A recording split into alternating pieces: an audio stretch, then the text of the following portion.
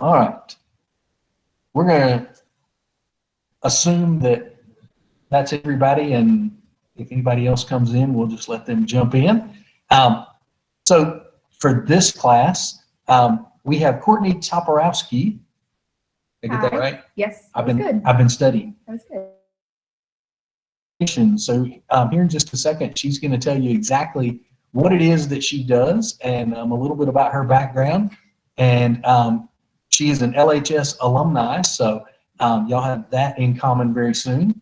But she's going to give you a rundown of communications. If you've got questions, you can hit the raise hand button. You can ask your question, and we will do our best to answer it. It doesn't necessarily have to be about communications. You can ask any question you want to related to the police department, law enforcement, whatever, and we will take it from there. So, sort of lead off with an introduction, and then we'll go. All right. My name is Courtney Toperowski. I started here in 2008. It was 1 month after my 20th birthday, so I was 20 when I started. I went to LHS. I took 3 years of criminal justice with Mr. Murphy. I don't know if any of y'all know Mr. Murphy. And then I went on to Cumberland and did 4 years there, and I got my criminal justice degree.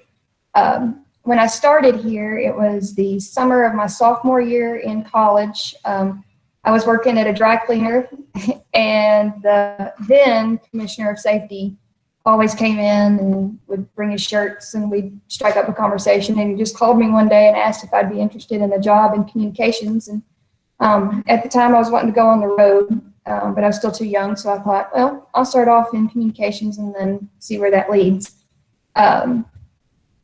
So I did that, and then when I graduated from college and I was old enough to actually go on the road, I realized that an accident that I'd had, I'd lost pretty much all the vision in my right eye, which is my dominant hand and eye. So I wasn't able to go on the road, so I decided then that I would make a career out of it. I'm really glad that I have. It's been really enjoyable, and now 12 years in, I'm a trainer. So I train all the new hires that we have when they come through, and I really love it. I really enjoy it. And that's one of the things I like to hit home to people is that we can be a stepping stone to the road, but you can really make a career out of what we do. So one of the things you can hear in the background is because we're at the police department, there's actually a speaker right here above our heads, and that's the dispatch radio that you're listening to. So in the background, you'll catch a little bit of their communication. So we are obviously not in dispatch. We are in a different area of the police department, but if you get a chance to come over here and check out their communications center, it is very, very high speed.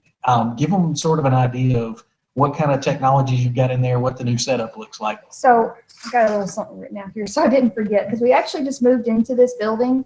Our prior dispatch was an old conference room. It was very tiny, very crammed. So now we have this beautiful new comm center, and it's air conditioned. All of our desks have air conditioning. They have heat, they have fans, they have lights. So we could turn off all the lights in the room, turn the heat on, turn the air conditioner on. It's great. So that came new with this new building. And we have 4 working stations. 2 of them have 911 capabilities. 3 of them have radios, and then the 4th is kind of just like a call taking station. So at our desks, we have a Motorola radio with access to numerous channels, but we work off of 3. We have a primary channel, which is the one that you're going to hear off and on throughout this. That's the one where they go on their traffic stops. We give out calls. All the radio traffic right there goes over primary. The secondary channel is where,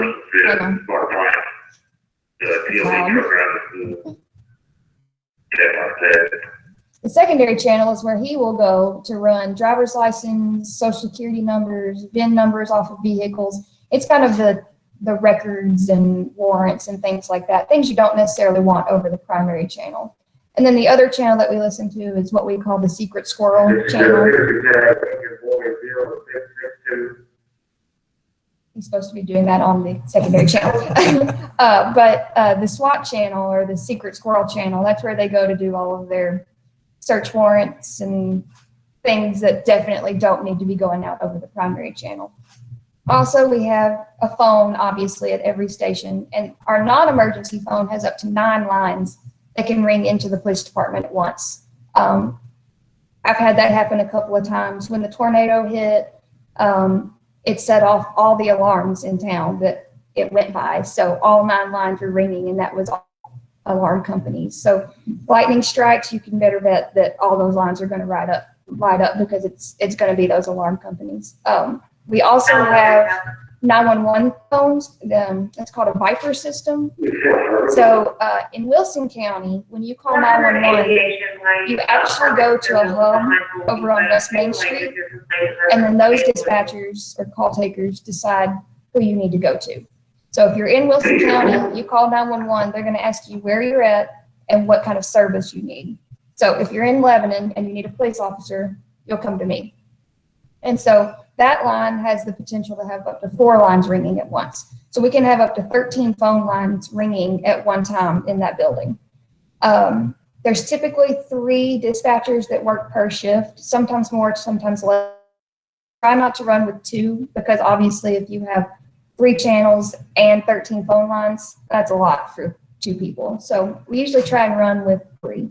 On first shift, we actually have a few more people, so we sometimes run with 4, which is really helpful because during the day is when the phone line rings the most because we answer for records and we have to transfer it. All of our admin is here. We have to transfer it. We answer for animal control. After 4 o'clock, we answer for public works. So those phone lines are constantly ringing. Also at our desk, we have the ability to tap into all 36 of the cameras that are installed inside and outside the building. So those have actually come in handy. We almost watched an officer get run over in the parking lot. We've had all sorts of things happen that we were able to keep up with on our camera system. So that's nice. We didn't have that ability in the old building, but we do in the new building. Also at our desk, we have up to 5 or 6 screens that we operate our computer system off of.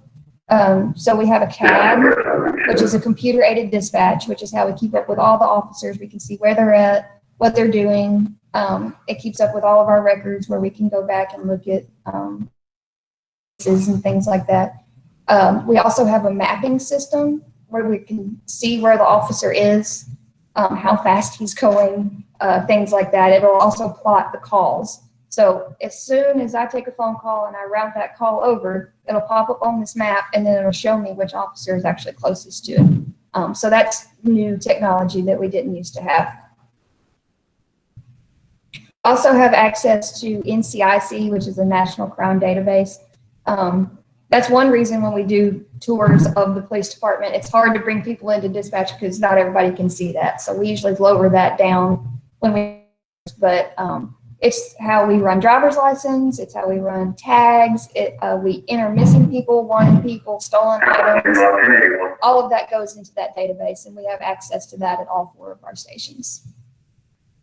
Good. So one of the things that I get a lot is the sort of the mental picture that people have of dispatch is from TV, where you see this one person and there's a microphone sitting on the table and they lean forward and push a button and that's their dispatch. This is not in any way what their dispatch room looks like. It looks like some kind of console out of a spaceship with multiple screens. And one of the fact that the tables float and go up and down, so you can stand up, you can sit down, Yes. And you can raise your computer terminal. But it really is super high tech in there. So if you ever get a chance to come over here, or there's a possibility we might have a virtual tour somewhere down the road, you'll have to take a look at communications. Yeah, the desks are really nice that they raise and lower, but they also bought us $1,500 chairs that are very comfortable. So I don't find myself standing very often, but that is an ability that some people take advantage of. I need to talk to my boss. I don't have a $1,500 Yeah, chair. it's really nice. They're called 24-hour chairs. So. No, I don't want to work 24 hours. No. All right. Does anybody have any questions? Since we're at sort of a good stopping point midway. if you got questions about dispatch, if you got questions about policing in general. I know it's not glamorous. Oh. Yes, ma'am. So what are they saying on the speaker thing? That's a good question. What are they? They're hearing all this in the background, so she was asking what some of that was about. Oh, they were going on a traffic stop at one point. We use a phonetic alphabet, not like the military. So it's Adam, Boy, Charles, David, Edward. So when we run stuff, we don't use A, B, C, D, E, because sometimes that's hard to decipher when you're trying to hear something. Did he say B? Did he say D? So we use Alpha, Boy, Charles, David. So that's probably some of what you were hearing. But most of the time on that primary channel, we try to keep it just things that are important and happening right then. That way, if an officer gets into trouble, like if he's on a traffic stop or she is on a traffic stop and they need help, we don't want somebody running a VIN number that's 17 numbers and letters long. Good question. If you remember back to when we talked about dispatch and communications early on in the year, some of the codes and things like that came up. That was a lot of what was going on is those same coded stops. We basically teach you a different language, a new language for you to learn when you start working here. 'Cause you have 10 codes, and then you have the different alphabet, and me and TJ could probably carry on a conversation here just using 10 codes, and we would know what the other one was talking about. And dispatch that I send them home with. I've actually created a Quizlet if you're interested. It's on Quizlet where it's got all of our 10 codes and what they mean. Oh, that'd be great. Mm-hmm. So this is Sergeant Hardy lurking here in the background. Hey, I just want to mention a couple things. Sorry to jump in, but first of all, Courtney does an amazing job in communication. She's been with us, one of our longstanding employees, does an absolute amazing job in that capacity. We entrust her and we count on her to train all of our new personnel so that the job gets done. Part of the building process, one thing I did want to mention is our communication center. It is the most important things to us is that our dispatchers are safe and that they're comfortable. So I think she's touched on the comfort part. Those desks that she talked about, you can buy a really, really nice used car for about the price of those desks. They're about $12,000, $14,000 a piece.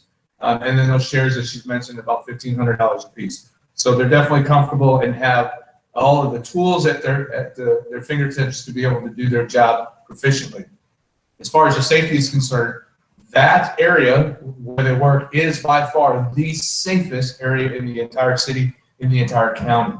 We're one of the few facilities throughout the state that has what's called a hardened facility. So when you build a new communication center, it has to meet certain FEMA, Federal Emergency Management Authority's guidelines as far as a communication center. So if you would imagine a box within a box, their box is huge. It's a very large space, but it is fully encapsulated in concrete. They come in pre-shipped in these large forms, and then they kind of put together on site, and they're amazing.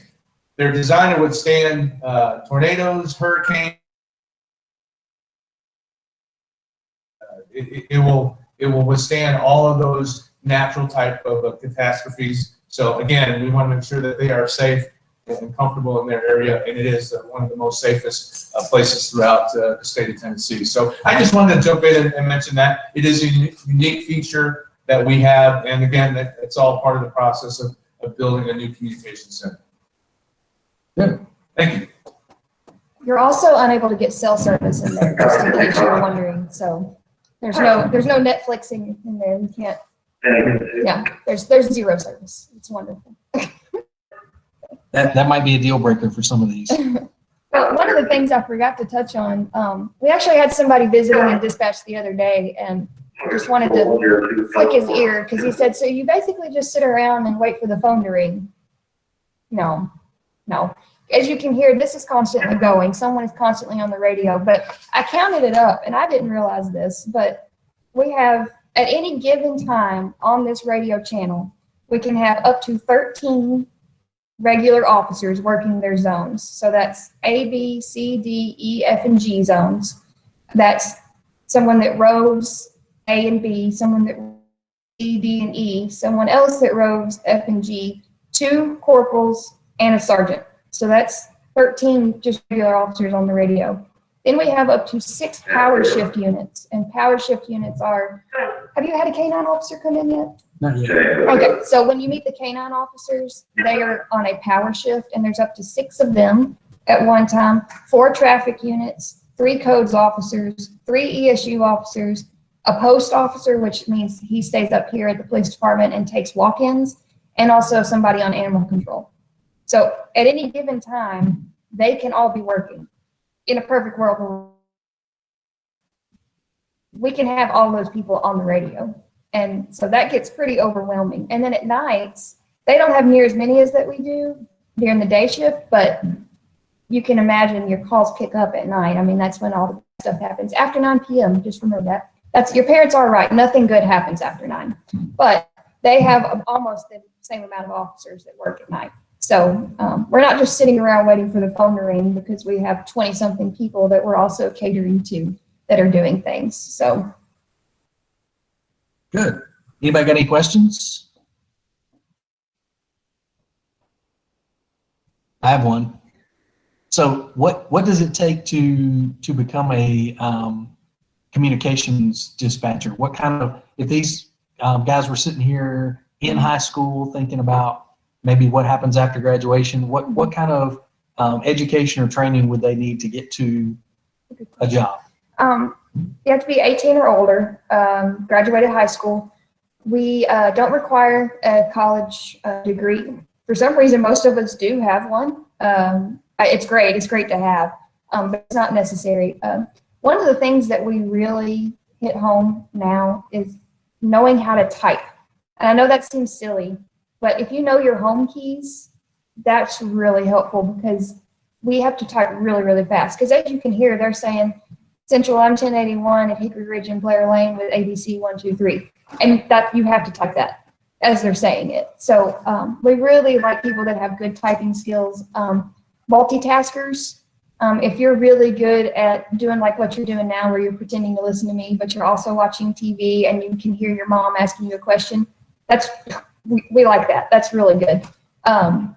So when we do start the hiring process, we have people take this test. And so it does spelling, it does how well you are at multitasking, how well you are at making decisions, like snap decisions, and how well you can type. So those are the things that we're looking for. But for basic requirements, as long as you're 18 and have a diploma, that's the starting point. Good. So fun fact, one of the partnerships that we have with the Lebanon Police Department is that their dispatch training and testing software is located at our library. So you have the opportunity to, through our class, go in and practice, for lack of a better word, on some of that same software. And it's going to do exactly what she just talked about. It's going to have you type, it's going to have you enter information. It's going to grade you on spelling and how fast you type and how many mistakes you make. But that gives you an opportunity to then go back and say, hey, I need to beef up my typing speed. So you can get on some of those online typing websites, practice your typing, go back, retake the test, and it gives you a real world idea of whether that's something you would be good at or not.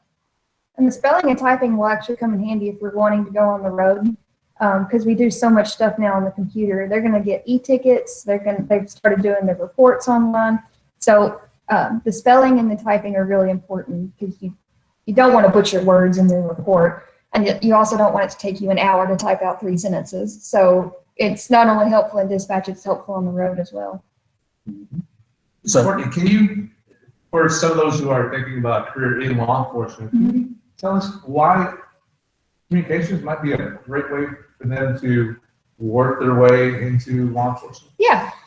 So we actually have a lot of police officers now that were former dispatchers. It's a great place to start, even if you're not 18 and wanting to work up to your 21. If you're 22 and you just don't feel like you're ready for the road, wonderful place to start. You get your basis down, you get you know, you learn all your 10 codes, you can read the reports, it's all there. You can learn how to write reports. You get a feel of on the phone what you're going to deal with in person, because we get the screaming and the yelling and the crying, and then we send officers to that in person. So kind of getting a feel for how to calm people down and how to talk to people really translates to on the road. And some of our best officers actually started in dispatch. But it's not necessarily an age thing. We have a guy now who was sitting where you're sitting. He's 18 and he's waiting on the road at 21. But we've had people 24, 25, 26 stay in dispatch for a little bit and then go on the road. So it's a wonderful place to start, but it's also a wonderful place to stay. Yeah, a lot of you, or some of you may know Brock, so you may want to, wish Courtney well that she has to work with Brock on a daily basis. I'm releasing Brock tomorrow.